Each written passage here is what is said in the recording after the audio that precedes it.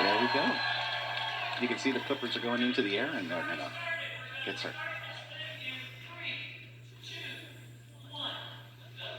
And they're off. So the clippers going in there, taking the wool off.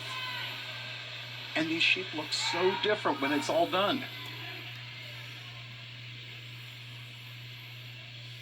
Look how smoothly those clippers go down along the edge of the animal. Now, Tom, when was the last time this animal was sheared? Just estimating. Oh, probably a year ago. Right, Yeah, probably a year.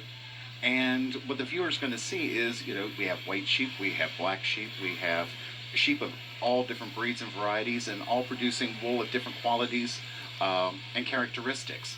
So the teams, they choose a sheep and their wool quality based on what they want their shawl, their finished shawl to feel like. And so this looks like it could be a Corriedale. We'll find out a little bit later, but this gentleman who's shearing right now, here from the Butler County Peddlers. And Larry, this is our 40th year for the Sheep to Shawl competition. These people have been so faithful. Were probably here for the very first one in 1979. And so how about that? I know they've been just really faithful. I'm sure missed a couple of years because of bad weather coming out all the way in from Butler County, but and of course the team members have changed over the years. How often do they change? They turn over every so many years. Right. So you can imagine even if at 40 years, some of these people that came in their mid 50s, and you know they're probably watching from home right now. But yeah, it's just good to see. Go over and see another one. That team you just saw, that was Butler County Peddlers, by the way, and they're still working on their sheep, but we're going to go check on the next team. It takes a little bit of time, next door neighbor. It's amazing how quickly this wool comes off. And of course the black wool is going to play into when it's spun. That looks beautiful coming off. Doesn't it though? It's very dark. And you can see the tipping on the edge is what we call tipping. Yeah. It's a lighter color. Because this animal has been outside for an entire year, and the sunlight, just like human hair, it will just get a little bit lighter from the sunlight. But as it's coming off, look how dark that wool is as it gets close to the skin surface. And the sheep right above it, well, it's got a beautiful gray fleece. So again, all these teams have chosen these sheep carefully for its color, so it plays into the design.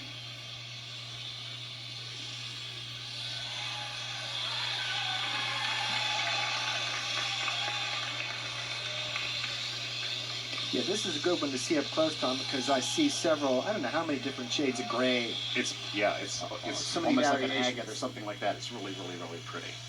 But you know, a lot of times when it starts getting carded and put together, it homogenizes and comes off looking as if it's one color. Oh, that's interesting. Homogenizes. Yeah, I understand. Right.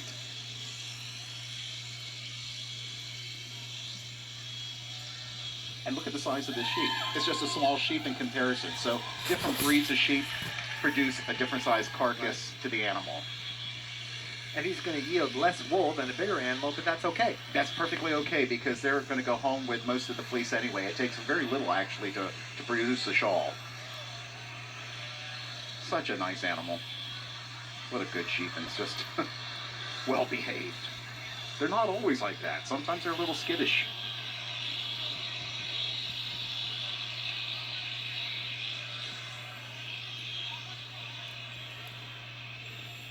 Behind us we have another black sheep.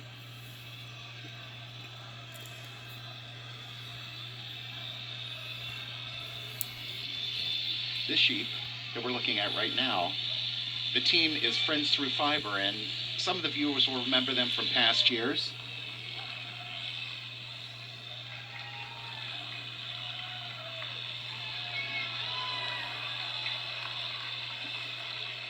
It's like rolling carpeting off the sheep. Yeah. I don't know, you, Larry, you're not a fiber person per se every day, but for me, I just want to dive in there and just feel that. It just is so beautiful. Right. And to feel the lanolin in that wool, it's glorious stuff. Well, that's funny you should say that, Tom, because that's one of the themes and one of the team. It might even be this theme where they have the word Braille worked into their theme. And That's the point right. is when you see something beautiful, it's hard to resist the temptation to get in there and feel it. Exactly. Exactly. And it is interesting. It has like white socks on this sheep. That's just a natural coloration for this particular animal. Little white on his head. Rarely do you see something like that. That's really fun.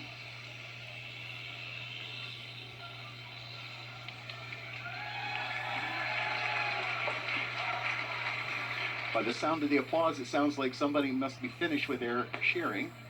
And that would be the last, as far as I can tell, Tom, because all the other team members are getting busy with the weaving and the carding.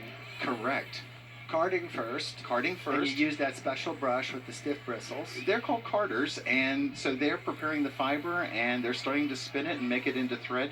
And you can see on this one team, the weaver is actually has nothing to do at this point, so she might as well help to prepare the fiber in preparation for the spinners. So she's laying the locks on there, and she'll take the carders, straighten the fibers out, and pass it to her friend right beside her, who will spin it into thread. Now I'm noticing this lady has a headlight on. I mean, an intense pool of light coming down on what she's doing. So that must help. It must help when you're working with an intricate pattern, trying to see if you've made any treadling errors in the actual weaving of the fabric. She'll know right away.